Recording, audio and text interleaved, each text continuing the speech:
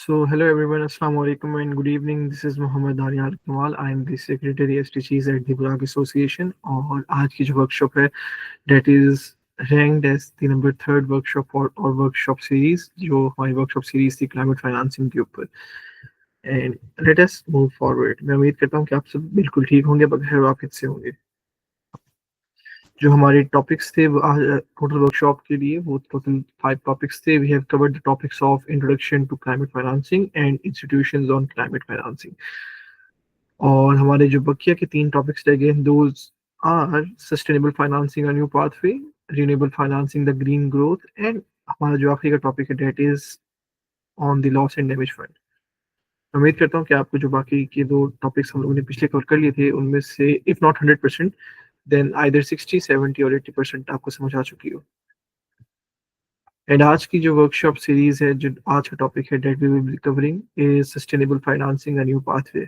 किस तरीके से सस्टेनेबल फाइनेंसिंग को किया जा रहा है, किस तरीके से कंट्रीज काम कर रहे हैं इसके लिए, इसके क्या क्या कौन कौन से बेनिफिट्स हैं, इसके कौन कौन से हमारे पास चैलेंजेस हैं, इसके मिसकंसेप्शंस कौन कौन से हैं. अपार्ट फ्रॉम दिस, अगर इसके लिए कोई रेगुलेशन बनाए गए हैं तो कौन कौन से रेगुलेशंस हैं, और इसके साथ साथ सस्टेनेबल फाइनेंसिंग किस तरीके से उजागर की जा रही है, इसको किस तरीके से ग्रीन फाइनेंसिंग कहा जा रहा है, कि किस तरीके से इसको हम लोग आगे लेकर चल सकते हैं, हम उसको डिस्कस करेंगे. And let us move forward. So सबसे पहले पहले सवाल पैदा होता है कि व्हाट इज सस्टेनेबल फाइनेंसिंग, कि सस्टेनेबल फाइनेंसिंग है क्या.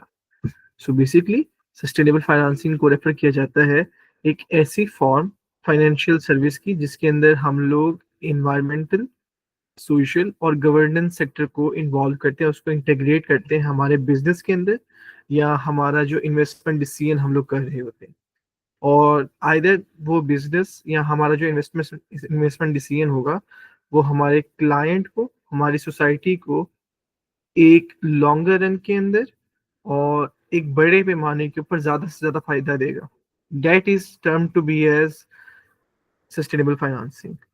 अपार्ट फ्रॉम दिस अगर हम देखें तो इसके अंदर कौन कौन सी एक्टिविटीज फॉलो अप करती हैं, या इसके अंदर कौन कौन सी एक्टिविटीज इंक्लूड करती हैं, इसकी जो अगर हम लोग इसको कैटेगराइजेशन करें सस्टेनेबल फाइनेंसिंग की, तो सस्टेनेबल फाइनेंसिंग के अंदर जो एक्टिविटीज फॉलो करती हैं basically those are named to be as sustainable funds, green bonds, impact investment क्या होती है, माइक्रो फाइनेंसिंग क्या होती है, एक्टिव ओनरशिप कैसे होती है, credit for sustainable projects and development.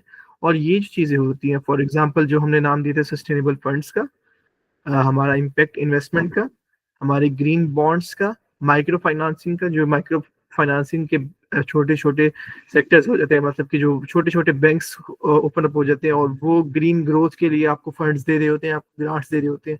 Basically that is named or term to be included under the categorization या category under the name of sustainable financing. और अगर हम लोग इसको मजीद देखें तो बेसिकली जो बड़ी बड़ी कंपनीज होती हैं ईएसजी के साथ साथ या ईएसजी सेक्टर को जो लेके चल रही होती हैं, और अगर उन्होंने अपना फाइनेंसिंग के अंदर नाम कमाना है तो basically those companies also provide credits to different companies या टू डिफरेंट आप कह लें फाइनेंशियल सेक्टर्स जो सस्टेनेबल प्रोजेक्ट्स के डेवलपमेंट के लिए काम कर रहे होते हैं इन अ मोर सस्टेनेबल वे. इससे उनकी ग्रीन इमेज को भी आप कह लें उसके अंदर इम्प्रूवमेंट आती है, उसके अंदर अपग्रेडेशन आती है. अगर हम बात करें कि सस्टेनेबल फाइनेंशियल सेक्टर क्या होता है, सो बेसिकली एक sustainable financial sector financial market place है, एक ऐसी जगह है फाइनेंसेस के लिए जो एज अ होल खुद ब खुद कंट्रीब्यूट करेगा, उसको खुद ब खुद वो फरोग देगा सस्टेनेबल डेवलपमेंट को और वैल्यूज को जो सोसाइटी के लिए होती हैं, जो इकोनॉमी के लिए हम लोग सेट करते हैं और जो हमारे इन्वायरमेंट के लिए हम लोग सेट करते हैं. बेसिकली इसके अंदर हम सस्टेनेबल डेवलपमेंट के साथ साथ हमारे सोशल फैक्टर्स को, हमारे इकोनॉमिक फैक्टर्स को और इन्वायरमेंटल फैक्टर्स को भी ज्यादा से ज्यादा फरोग दे रहे होते हैं, उनको ज्यादा से ज्यादा तवज्जो दे रहे होते हैं एक सस्टेनेबल फाइनेंशियल सेंटर के अंदर. और अगर हम लोग इसको किसी और अल्फाज में कहें या किसी दूसरी इसकी डेफिनेशन देखें तो बेसिकली एक सस्टेनेबल फाइनेंशियल जो सेक्टर है उसके अंदर ये इंश्योर किया जाता है और इस चीज की इम्प्रूवमेंट की जा रही होती है कि हमारी जो इकॉनमी है, जो हमारी मईशत है, उसकी एफिशिएंसी ज़्यादा से ज़्यादा इम्प्रूव हो, अच्छे तरीके से इम्प्रूव हो। हमारे जो सेक्टर है, चाहे हमारा मतलब कि जो सोशल सेक्टर है, उसकी प्रॉस्पेरिटी की जाए अच्छे तरीके से। हमारे जो इकॉनमी है वो आज के मुकाबले में, जो आज की हमारी मुआशी हालत है, जो हमारी आज की मईशत की हालत है, और जो कल के लिए हम लोगों ने सेट किए हैं targets in the longer run, उसका हम लोग मवाजना करें। इकोनॉमिक कम्पिटिटिवनेस हो आज से लेकर फ्यूचर के लिए इन द लॉन्गर रन, ये तीन चीजें देखी जाए। और साथ ही साथ हम लोग हमारे इकोलॉजिकल सिस्टम्स को प्रोटेक्ट करें, उनको रिस्टोर करें, हमारे कल्चरल डाइवर्सिटी हो हमारी सोसाइटी के अंदर, और हम लोग अपने सोशल वेलबींग को भी ध्यान दें। So basically that is term to be known as a sustainable financial sector.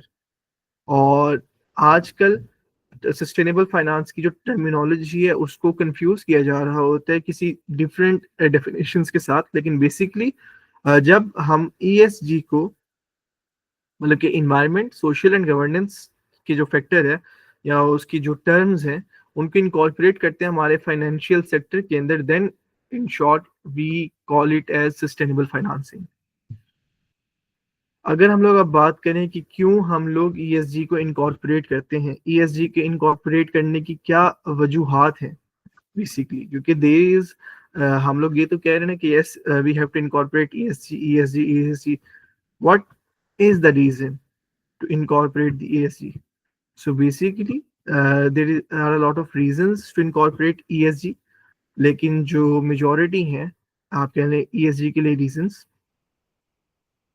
वो ये थी कि ये वाली जो अप्रोच होती है ये एम्फसाइज करती है या ये जोर देती है कि हमारी जो इकोनॉमिक ग्रोथ है उसको हम लोग सपोर्ट करें, लेकिन साथ ही साथ हमारे जो इन्वायरमेंट के ऊपर हम लोग उसको दबाव दे रहे होते हैं, या हमारे इन्वायरमेंट को जो जो नुकसान पहुंचा रहे होते हैं, हम हमारी ह्यूमन एक्टिविटीज की वजह से हम लोग उनको रिड्यूस करें।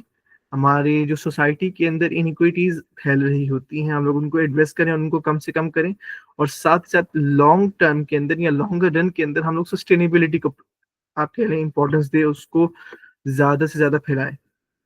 Date is term to be known as the ESG, या किस तरीके से हम लोग ईएसजी को इनकॉर्पोरेट करते हैं।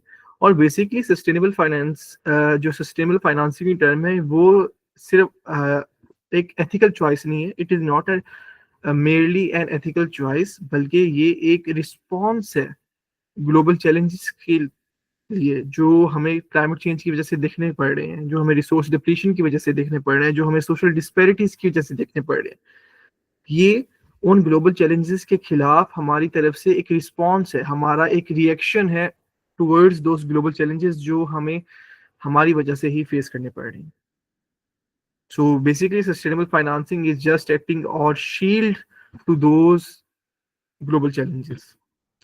और अगर हम लोग इसको मजीद देखें तो ये वाला जो आप कह लें रिस्पॉन्स है, ये क्रूशियल है हमारे लिए इनिशियल स्टेजेस के ऊपर, हमारे जो आज का दौरा है, क्योंकि if we will be incorporating these this term of sustainable financing to our lives, then yes, we will be protecting our nature, we will be protecting our resources, we will be conserving our resources। हम हमारे ecological systems को दोबारा से restore कर पाएंगे, हम हमारे resources को प्रॉपरली यूटिलाइज कर पाएंगे, और फ्यूचर जनरेशंस के लिए भी सेव कर पाएंगे, जो कि सस्टेनेबल डेवलपमेंट की एक पक्की दलील है। और साथ ही साथ जो हमारे पास सोसाइटी के अंदर डिस्पैरिटीज हो रही होती हैं, जो हमारे पास सोसाइटी के अंदर आप ये कह लें डिफरेंसेस आ रहे होते हैं, हम लोग उन डिफरेंसेस को भी कम से कम कर पाएंगे। So yes, sustainable financing is our key to play a crucial role in today's era. अगर हम बात करें कि सस्टेनेबल फाइनेंसिंग का रोल क्या है, कि what is the role of sustainable financing in this world, या आजकल के दौरा के अंदर। सो बेसिकली सस्टेनेबल फाइनेंसिंग एक बहुत ही अहम किरदार अदा कर रहा है एक कंट्री की कैपिटल को डायरेक्ट करने के लिए, एक कंट्री की ज़र मुबादला, जो उसका पैसा कमाया जाने वाला जरिया होता है, या जो उसका मनी कैपिटल सेक्टर होता है, उसको डायरेक्ट करने के लिए एक बहुत ज़्यादा अहम किरदार अदा कर रहा है, कि वो सारा का सारा जो पैसा आ रहा हो उस कंट्री के पास, वो उन प्रोजेक्ट्स के पास जाए, वो उन बिजनेसेस के पास जाए जिनका एक बेटर इन्वायरमेंटल इम्पैक्ट है, जिनका एक बेटर सोशल इम्पैक्ट है, क्योंकि जब हमारे पास इन्वायरमेंटल इम्पैक्ट बेटर आएगा, जब हमारे पास सोशल इम्पैक्ट बेटर आएगा, देन यस दैट कंट्री या दैट प्रोजेक्ट या जो उसका बिजनेस होगा वो ज्यादा से ज्यादा फ्लोरिश करेगा। फ्लोरिश करने की वजह से उसकी एक ग्रीन इमेज इंप्रूव होगी, प्रमोट होगी। ग्रीन इमेज प्रमोट होने के साथ साथ वहां पर उसकी इकोनॉमी स्ट्रांग होगी, उस कंट्री की, उस प्रोजेक्ट की या उस बिजनेस की इकोनॉमी बूस्टअप करेगी। और ये वाली जो अप्रोच होती है वो फंडामेंटल है, किस लिए? कि हमारे जो गोल्स हैं, फॉर एग्जांपल जो हम लोग ने सेट किए हुए थे कि कार्बन न्यूट्रलिटी के गोल्स, कि we will not be emitting a lot of carbon in our sectors, in our lives, from our lives. और उसके साथ साथ हम लोग हमारी बायोडाइवर्सिटी को प्रिजर्व करेंगे। हम लोग हमारी इकोनॉमिक डेवलपमेंट को इंक्लूसिविटाइज करेंगे, कि उसके अंदर हम लोग ये नहीं देखेंगे कि कोई डिस्पैरिटी आ रही है इकोनॉमिक डेवलपमेंट के अंदर, उसके अंदर हम लोग सब अपना एक बराबर के तरीके से we will be playing an equal role to foster और इकोनॉमिक डेवलपमेंट। ये हमारे कुछ जो गोल्स हम लोग ने सेट किए हुए थे, ये अप्रोच सस्टेनेबल फाइनेंसिंग उन गोल्स को पूरा करने के लिए कारगर साबित होगी। और आजकल के दौर के अंदर जो अभी हम लोगों का वर्ल्ड है, जहाँ पे जिस तरीके से अभी हम लोग रन कर रहे हैं टुवर्ड्स द इकोनॉमिक डेवलपमेंट, जो डिफरेंट नेशंस हैं, बेसिकली उनको सस्टेनेबल फाइनेंसिंग को अंडरस्टैंड क्यों करना चाहिए? क्योंकि ये सस्टेनेबल फाइनेंसिंग की जो टर्म है, ये हमारे इन्वायरमेंटल और सोशल आउटकम्स दोनों से लिंक की हुई है। और साथ ही साथ ये एक पाथवे प्रोवाइड कर रहा है, ये एक पाथवे प्रेजेंट कर रहा है कि किस तरीके से अगर हम लोगों ने हमारी मईशत को स्ट्रांग बनाना है, उसको ग्रो करवाना है, तो सस्टेनेबली हम उसको किस तरीके से ग्रो करवा सकते हैं। और इसके साथ हम लोग ना सिर्फ हमारी मईशत को मजबूत बनाएंगे, बल्कि हमारे इन्वेस्टर्स को, हमारी कॉरपोरेशंस को, वो इंडिविजुअल्स जो फाइनेंशियल एक्टिविटीज के अंदर इन्वॉल्व कर हो रहे होते हैं, उनको और ज्यादा एम्पावर करेंगे कि वो आए, हमारी मईशत के अंदर अपना किरदार अदा करें, लेकिन हमारी मईशत के मजबूत बनाने के लिए वो सस्टेनेबली अपना किरदार अदा करें। तो जो मेन स्ट्रीम है सस्टेनेबल फाइनेंसिंग की, या उसके जो प्रैक्टिसेस हैं या प्रिंसिपल्स हैं, उनको प्रॉपरली स्टडी करना एक तरीके से हमारा इंस्ट्रूमेंटल रोल है, कि हम लोग हमारे फाइनेंशियल सिस्टम्स को प्रॉपरली अलाइन करें, हमारे इन्वेस्टमेंट्स को प्रॉपरली अलाइन करें, ताकि हम सब कंट्रीब्यूट कर सकें सस्टेनेबल डेवलपमेंट के अंदर। अब अगर हम बात करें sustainable finance framework and it's components की, कौन कौन से ऐसे कंपोनेंट्स हैं सस्टेनेबल फाइनेंस की, जो सस्टेनेबल फाइनेंसिंग को प्रॉपरली एक तरीके से अच्छा बनाते हैं। सो बेसिकली जो हमारे पास फ्रेमवर्क्स हैं सस्टेनेबल फाइनेंसिंग के लिए, वो उसके 5 कंपोनेंट्स हैं एक सस्टेनेबल फाइनेंसिंग के फ्रेमवर्क को प्रॉपरली कारामद बनाने के लिए, या उसको प्रॉपरली बेनिफिशियल बनाने के लिए। एंड दोज फ्रेमवर्क्स या उनके जो नेम्स हैं, those are term to be known as: number 1, use of proceeds clause and eligible projects. Number 2 is project process for project evaluation and selection. Number 3 is management of protocols, यहाँ पे management of proceeds. उसके बाद number 4 is funds allocation disclosure and impact reporting. And number 5 is हमारे पास assurance. अगर हम लोग शुरुआत start करें इसकी, तो बेसिकली सस्टेनेबल फाइनेंस का जो फ्रेमवर्क है, उसका जो एम है वो यही है कि हम हमारे जो फाइनेंशियल डिसीजन मेकिंग प्रोसेसेस होते हैं, उनको अलाइन करें सस्टेनेबल डेवलपमेंट के प्रिंसिपल्स के साथ। और सस्टेनेबल डेवलपमेंट के जो प्रिंसिपल्स हैं वो 3 बुनियादों के ऊपर होते हैं: इन्वायरमेंट, सोशल सोसाइटी और आपकी इकोनॉमी। ये वाला जो फ्रेमवर्क होता है, ये आउटलाइन करता है कि किस तरीके से एक कंपनी ईएसजी मतलब कि इन्वायरमेंट, सोशल और गवर्नेंस फैक्टर्स को यूज कर सकती है अपने फाइनेंसिंग सेक्टर के अंदर, अपने इन्वेस्टमेंट प्रोसीजर्स के अंदर।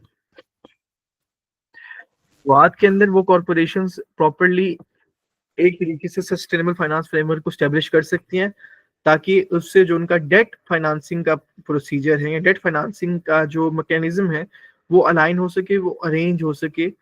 और जब अरेंज होगा, देन उस कंपनी की तरफ से जो फाइनेंसिंग जाएगी टू डिफरेंट प्रोजेक्ट्स, वो projects at the end positive environmental factors को खिलाएंगे, और यस वो projects at the end social benefits को ज्यादा से ज्यादा फैलाएंगे।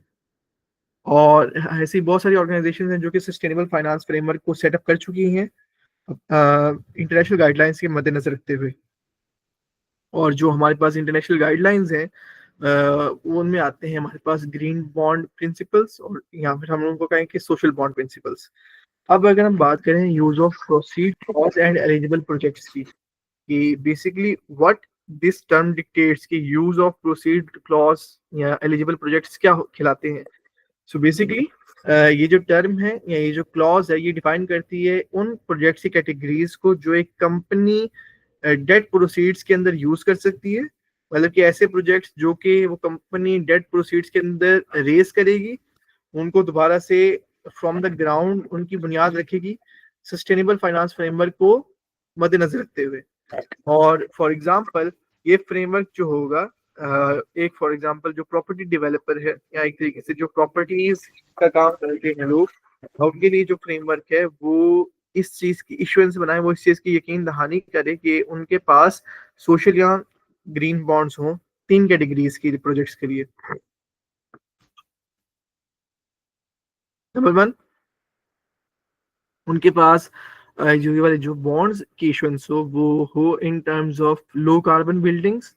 बिल्डिंग्स के अंदर हमारे पास आ जाएंगे हमारे ये ऑफिसेस, ऑफिसेस के साथ हमारी स्कूल बिल्डिंग्स, हमारे हॉस्पिटल बिल्डिंग्स, मतलब कि जो कमर्शियल सेक्टर के लिए हम लोग डेवलपमेंट कर रहे होते हैं। उसके बाद वेस्ट वाटर मैनेजमेंट के लिए हमारे पास बॉन्ड्स आएंगे। और yes, then there comes affordable housing, and in terms of affordable housing there could be the inclusion of apartments. अगर अपार्टमेंट्स के साथ साथ देखा जाए तो yes, there could be the inclusion of a single house, मतलब कि जो एक एक घर बने होते हैं एक मोहल्ले के अंदर, या फिर एक तरीके से प्रॉपर्ली सोसाइटी, जो सोसाइटीज बन रही होती हैं हाउसिंग सोसाइटीज, उनकी मतलब। अगर हम लोग बात करें नंबर सेकंड आप कह लें इसकी कंपोनेंट की, तो that is process for project evaluation and selection. ये एक और क्रूशियल कंपोनेंट है सस्टेनेबल फाइनेंस फ्रेमवर्क का, और उसे नाम दिया जाता है प्रोजेक्ट इवेलुएशन एंड सिलेक्शन का। वो क्या होता है कि जो कॉर्पोरेट ट्रेजरर्स होते हैं, मतलब कि जो कॉर्पोरेट सेक्टर के अंदर जिनके पास पैसे लाइक प्रॉपरली फाइनेंसिस को मैनेज करने के लिए जो प्रॉपरली देख रहे होते हैं, जो सेक्टर फाइनेंसिस को देख रहा होता है कॉर्पोरेट सेक्टर के अंदर, वो एक ऐसा मेथड को स्टेब्लिश करें जो डिटरमिन करे कि आइदर उनके जो न्यू प्रोजेक्ट्स आ रहे होते हैं उनकी कंपनी को, वो प्रोजेक्ट कैटेगरी के अंदर एलिजिबल बैठते हैं या नहीं बैठते। मतलब कि आइदर वो सस्टेनेबल डेवलपमेंट की असूलों के ऊपर या उनके जो गोल्स हैं उनके ऊपर पूरा उठ रहे हैं या नहीं उठ रहे। अगर तो वो पूरा उठ रहे हैं, then yes, then we will be giving them green light कि हम लोग उनको प्रॉपरली फंड्स वगैरह देंगे, और देन वो हम जब उनको फाइनेंसिस देंगे तो then they can make their projects, और वो अपनी प्रॉपरली प्रोसीजर्स को या अपने प्रोजेक्ट्स को कैरी आउट कर लेंगे। लेकिन अगर वो सस्टेनेबल डेवलपमेंट के असूलों के ऊपर पूरा नहीं उतरते तो देन हम उस प्रोजेक्ट को अपनी कंपनी का पार्ट नहीं बनाएंगे। So that is the number second component जो कि था प्रोसेस इवेलुएशन एंड सिलेक्शन। उसके बाद आता है मैनेजमेंट ऑफ प्रोसीड्स। ये सस्टेनेबल फाइनेंसिंग के बाद की जाने वाली चीज होती है कि जो ट्रेजरर्स होते हैं वही कॉर्पोरेट सेक्टर के अंदर जो पैसे संभाल रहे होते हैं, जिनके पास पैसे होते हैं, वो इंश्योर करें कि जो फंड्स हैं वो प्रॉपरली एलोकेट किए जा रहे हैं, उन वो फंड्स प्रॉपरली यूज किए जा रहे हैं, और उनकी प्रॉपरली इवेल्युएशन हो कि कहाँ पे जा रहे हैं, किस तरीके से जा रहे हैं, कौन से ऐसे जराए हैं जिनके थ्रू वो फंड्स जा रहे हैं। Transparency in short. उसके बाद वो सस्टेनेबल फाइनेंस फ्रेमवर्क का जो हम लोगों ने फ्रेमवर्क बनाया हुआ, उसका जो मैकेनिज्म है वो स्पेसिफाई करे कि किस तरीके से वो कंपनी ट्रैक कर रही है इन एलोकेशन को, जो फंड्स जा रहे हैं towards those eligible projects. If we talk about the number 4 आप कह लें कंपोनेंट की, तो that is funds allocation disclosure and impact reporting. कि किस तरीके से हमारे पास सस्टेनेबल फाइनेंस फ्रेमवर्क के अंदर फोर्थ कंपोनेंट जो है वो डिक्टेट करेगा कि अगर हमारे पास प्रोजेक्ट रिलेटेड इंफॉर्मेशन है तो यस, हम लोग उसको पीरियोडिकली डिस्क्लोज करते रहे टुवर्ड्स द पर्सन जो कि इस प्रोजेक्ट से फायदा उठा रहे हैं। पीरियोडिकली मतलब कि 3 महीनों के बाद हम लोग उनको साथ हमारी इंफॉर्मेशन शेयर करें कि हमारा जो प्रोजेक्ट है वो अभी इस दोराहे के ऊपर पहुंच चुका है।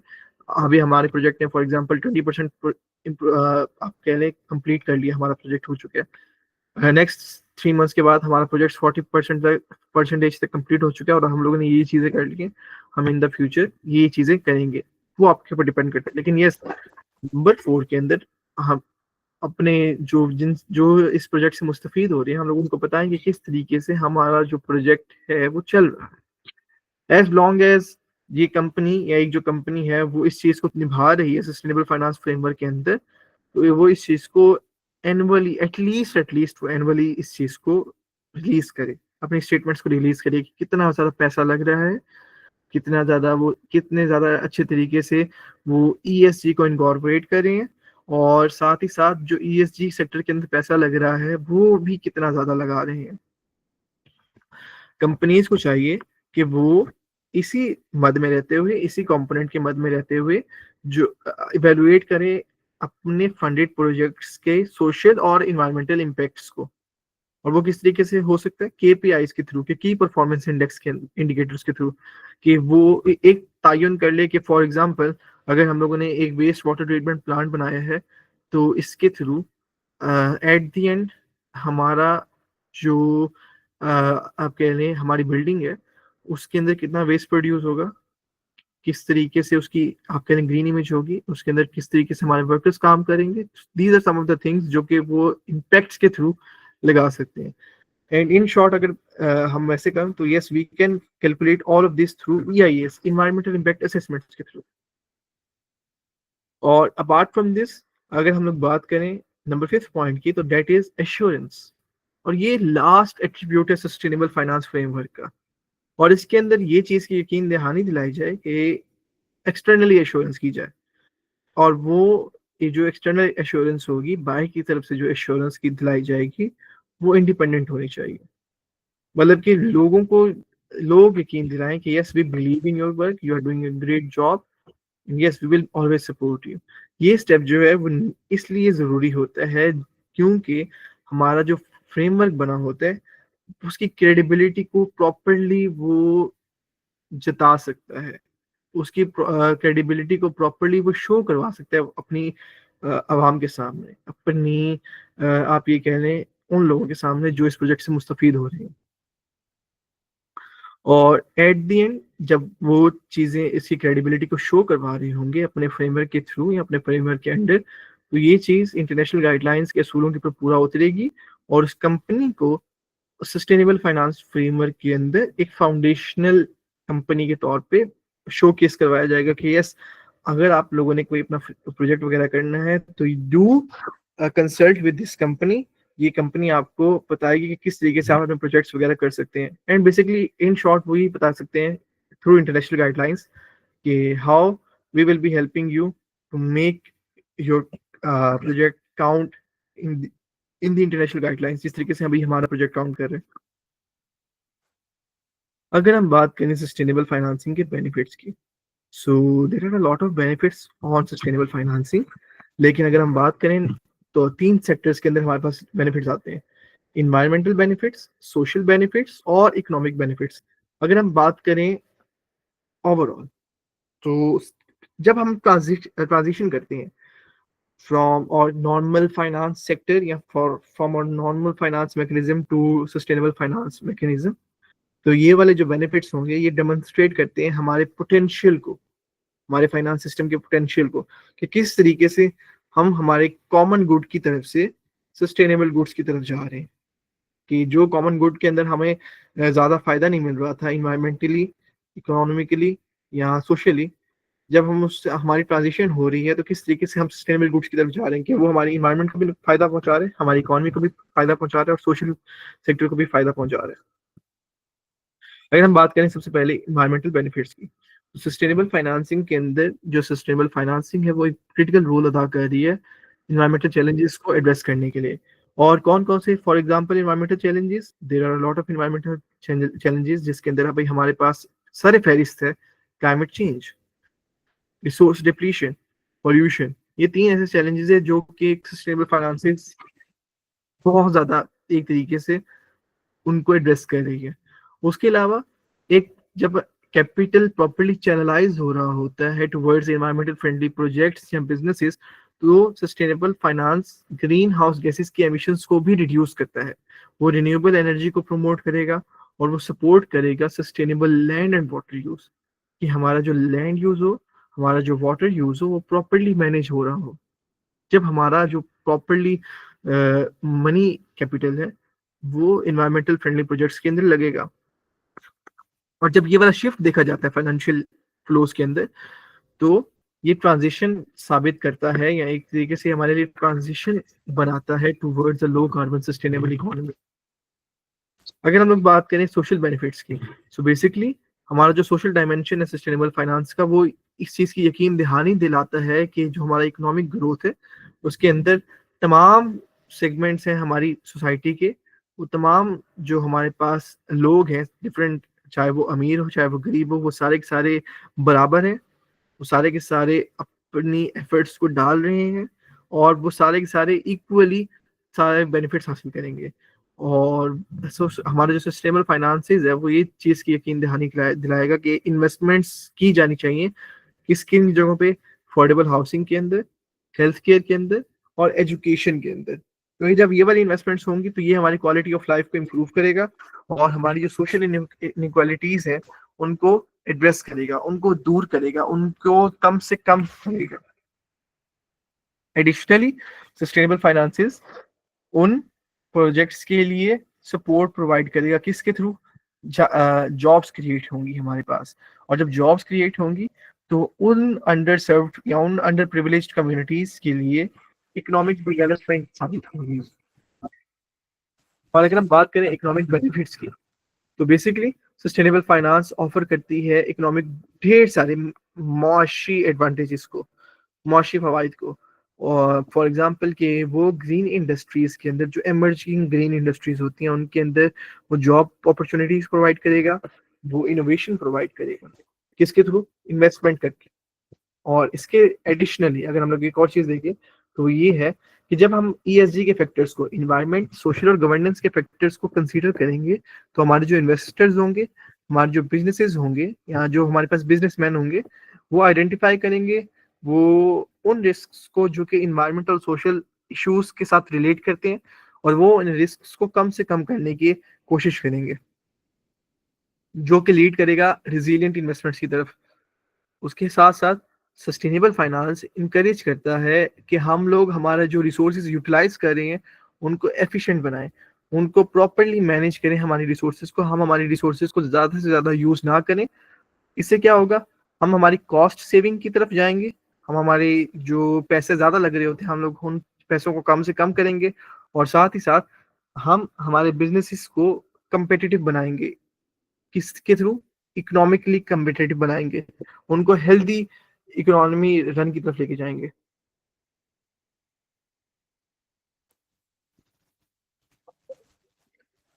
अब अगर हम बात करें तो there are roles of different relevant, यहाँ एक तरीके से स्टेक होल्डर्स जो कि सस्टेनेबल फाइनेंसिंग के अंदर काम कर रहे हैं, कौन कौन से हैं। सो बेसिकली नंबर वन कम इन्वेस्टर्स, बिजनेसेस, गवर्नमेंट्स, आपकी सिविल सोसाइटीज। इन्वेस्टर्स एक बहुत बड़ा की रोल अदा करते हैं कि सस्टेनेबल फाइनेंसिंग के अंदर, वो किस तरीके से करते हैं कि वो कैपिटल को एलोकेट कर रहे होते हैं, प्रॉपरली चैनल्स बना रहे होते हैं, उनको मोबिलाइज कर रहे होते हैं इकट्ठा करने के बाद टू सस्टेनेबल इन्वेस्टमेंट्स, और वो कंपनीज के साथ एंगेज करते हैं ऑन ईएसजी इश्यूज।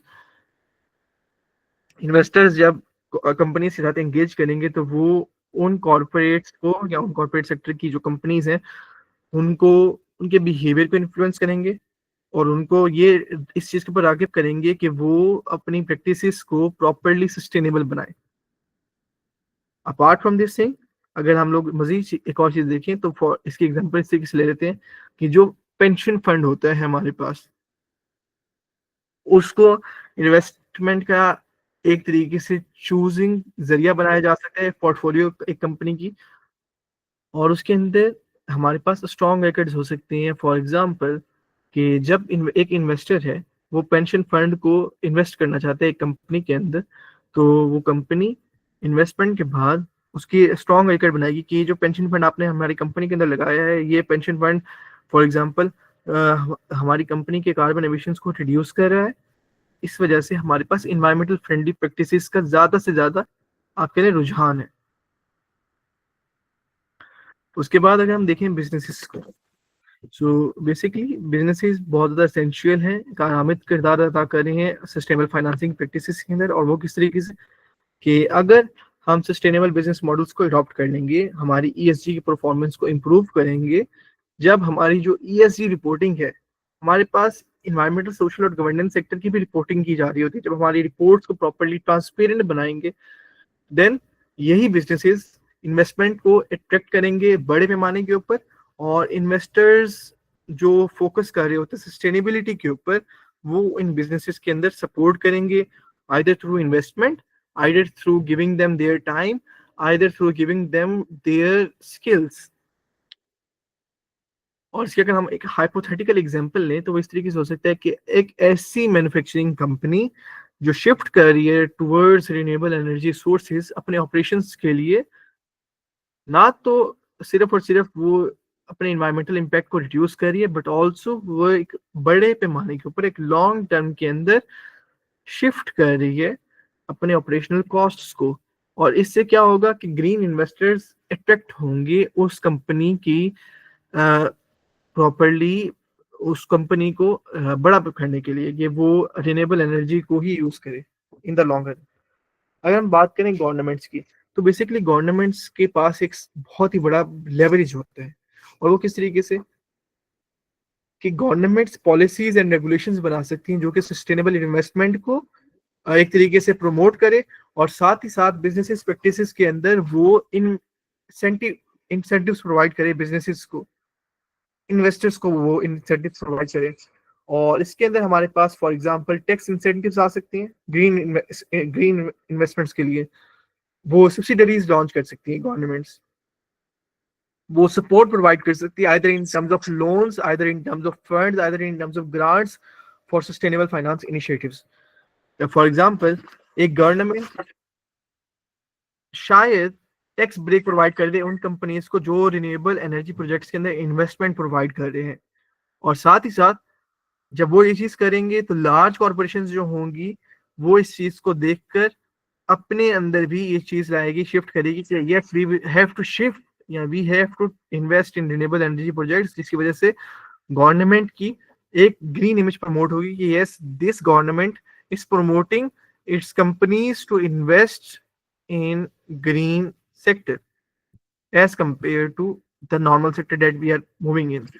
अगर हम बात करें सिविल सोसाइटीज की, तो basically civil society, sorry it's just my parrot अगर आपको शोर आ रहा है। अगर हम बात करें सिविल सोसाइटीज की, सो बेसिकली सिविल सोसाइटीज के अंदर हमारे पास एनजीओज इंक्लूड होती हैं, हमारे पास एडवोकेसी ग्रुप्स इंक्लूड होते हैं, और ये बहुत ज्यादा क्रिटिकल रोल अदा करते हैं किस चीज के थ्रू, अवेयरनेस रेज करने के थ्रू। वो इस सस्टेनेबल फाइनेंस के ऊपर एजुकेशन प्रोवाइड कर सकते हैं, वो अपनी एडवोकेसी स्किल्स प्रोवाइड कर सकते हैं। और जब वो इन स्किल्स को प्रोवाइड करेंगे तो इस तरीके से हमारे पास पॉलिसीज स्ट्रांग बनेंगी, हमारे पास प्रैक्टिसेस के अंदर इनोवेशन आएगी।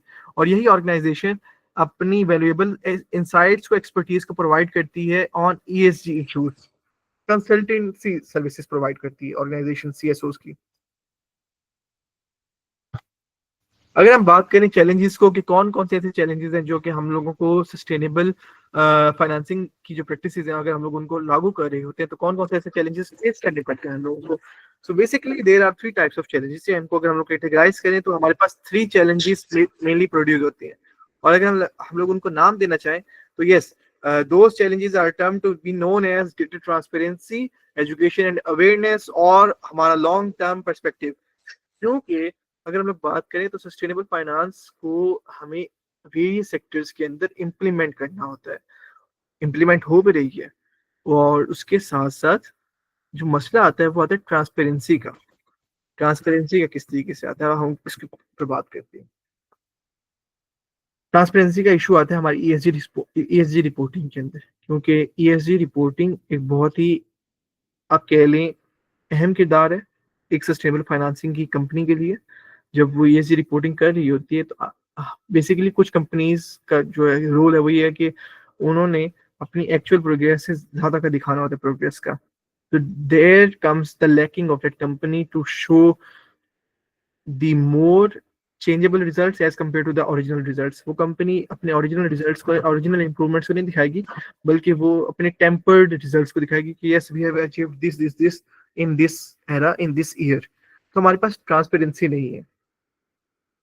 और साथ ही साथ ये चीज अगर जब हमारे पास ट्रांसपेरेंसी नहीं होती, इन्वेस्टर्स को भी आप कह लें प्रॉब्लम पहुंचाती है, और वो फिर इन्फॉर्म डिसीजन मेकिंग करती हैं कि आइदर हमें इस कंपनी के अंदर इन्वेस्टमेंट करनी चाहिए या नहीं करनी चाहिए। क्योंकि इन्वेस्टर्स को पता होता है कि किस, उन्होंने भी अपने जहनों के अंदर ये हिसाब लगाया होता है कि यस, आइदर जब हमें इतनी अमाउंट प्रोवाइड कर रहे हैं इनको, तो किस तरीके से कितना ज्यादा फायदा पहुंच सकता है हमारी ईएसजी को, मतलब कि हमारे इन्वायरमेंट को कितना ज्यादा फायदा पहुंच सकता है, हमारे सोशल सेक्टर को कितना ज्यादा फायदा पहुंच सकता है।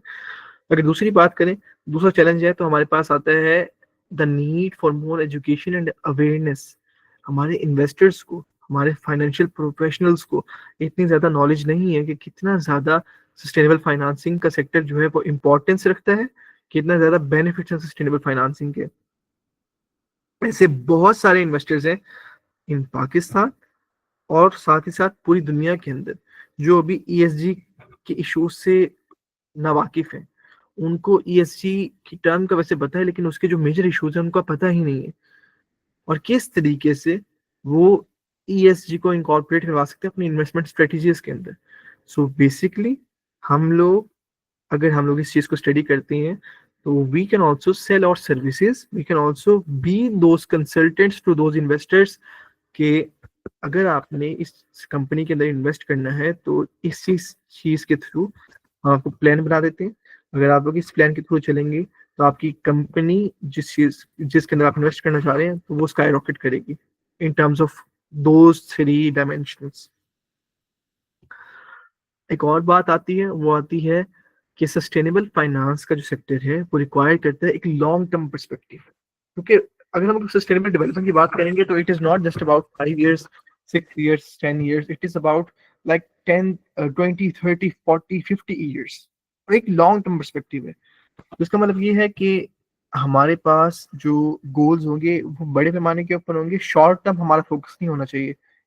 और साथ ही साथ हमारा माइंड सेट चेंज होना चाहिए।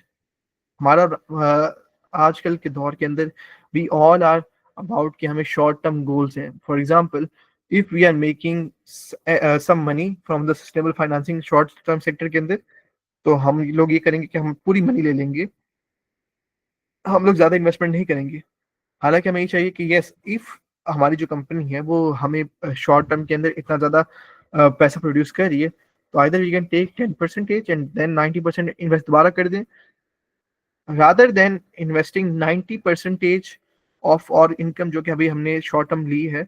हम लोग प्रॉपरली 90% वो इन्वेस्टमेंट ले लेते हैं और 10% इन्वेस्टमेंट वो लगा लेते हैं। This is completely wrong. हमें हमारा माइंड सेट चेंज करना पड़ेगा, हमें हमारा बिहेवियर चेंज करना पड़ेगा towards adopting the sustainable finances perspective. So this was all from our side. Um, just like yesterday, I told you कि मैं कौन हूँ by profession. I'm an environmental scientist, and yes, along with this, I'm just working as a climate and space educator, and I'm just working for the betterment of our society towards the environmental and social sector as well. So in case of any queries, feel free to contact me on LinkedIn. मैं आपको अपना Gmail भी share कर दूंगा if you have any question. If you want to showcase your project either on the social media handles of Burak Association, we are completely towards you. हम लोग आपको properly इसकी help भी करेंगे। और if you want to get associated with us, just give us a text on either WhatsApp, LinkedIn, Gmail, कहीं पर भी, or either on Instagram as well. Thank you so much for attending today's workshop and looking forward to seeing you in tomorrow's workshop. लेकिन अगर आपका कोई सवाल है regarding sustainable financing, आप अभी मेरे से पूछ सकते हैं। The floor is over to you guys. Thank you.